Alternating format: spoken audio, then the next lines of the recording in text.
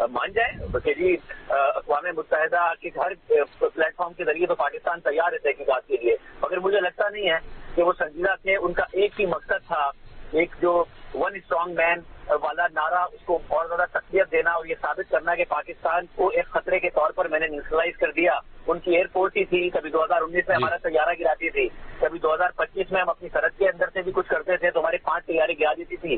وہ میں نے ان کی ایئر بیسز فارغ کر دی ہیں. آج صبح وہ اس میں ناکام ہوئے. پاکستان نے جواب دیا اور واضح کر دیا کہ آپ ایک ماریں گے تو ہم 10 ماریں گے، اور آپ سے شاید اتنا افیکٹو نہیں ہوگا، ہمارا بہت افیکٹو ہوگا. دیکھیے ہم سب امید کر رہے تھے کہ جنگ نہ ہو، مگر یہ ثابت کرنا بہت لازمی تھا وزیر اعظم مودی کے اوپر کہ ایسے چلے گا نہیں.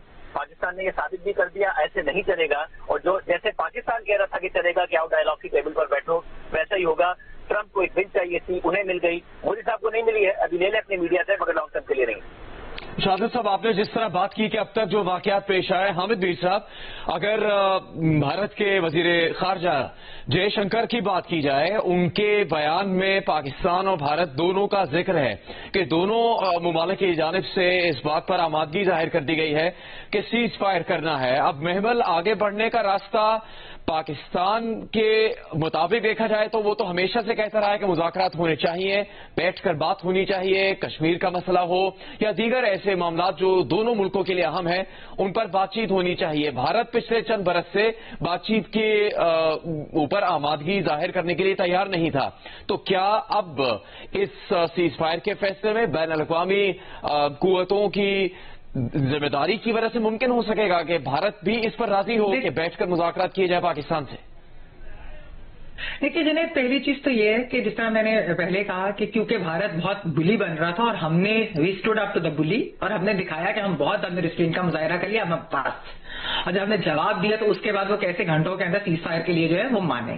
دوسری چیز یہ کہ انٹرنیشنل کمیونٹی جو پہلے جن کو لگ رہا تھا، کیونکہ میں نے یہ بھی جس طرح بات کی ہے کہ ان کو چائنا کو کاؤنٹر کرنے کے لیے نا انہوں نے انڈیا کو بہت لیوے دی ہے اوور دی ایئرس، اور اسی وجہ سے انڈیا جو ہے ایون گلوبل دہشت گردی کے اندر بھی ملوث ہے. کینیڈا میں، امریکہ میں، پاکستان میں، ہر جگہ جس طریقے سے وہ کرتا ہے اور بلی کرتا ہے اپنے نیبرز کو.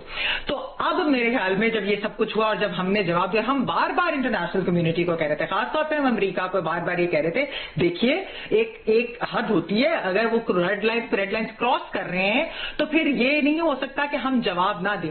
اور پھر جب ہم جواب دیں گے اور ایسکیلیشن ہوگی تو مودی جو ہے اس کے اوپر پوری ذمہ داری ہے. یہ دس بلیم لائز آن ہم کہ this thing goes nuclear in the and, جو کہ بہت بڑی چیز ہونی تھی.